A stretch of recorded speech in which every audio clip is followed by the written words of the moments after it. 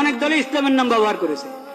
এখন আপনি বলবেন ইসলাম, যেহেতু ওনারা ইসলামের নাম নিয়ে রাজনীতি করছে, ইসলামের নাম নিয়ে ভোটে দাঁড়িয়েছে, নির্বাচন করছে, তাহলে চোখ বন্ধ করে ওদেরকে ভোট দাও।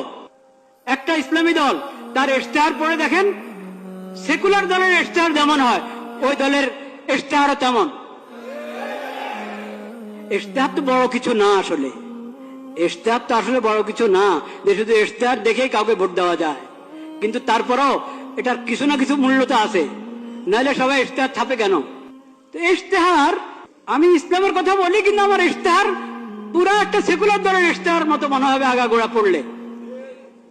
তো এই জন্য আমি বলছি শুধু ইসলামের নাম, এই কারণে চোখ বন্ধ করে ভোট দিবেন না। মানবিক দেশ কিভাবে? মানবতা। কোন মানবতা? পশ্চিমাদের মানবতা না ইসলামী মানবতা?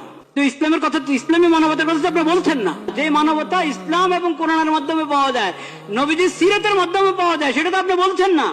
মানবিক বাংলাদেশ, নিরাপদ বাংলাদেশ, এটা যে কোনো সেকুলার দ্বারা বলতে পারে।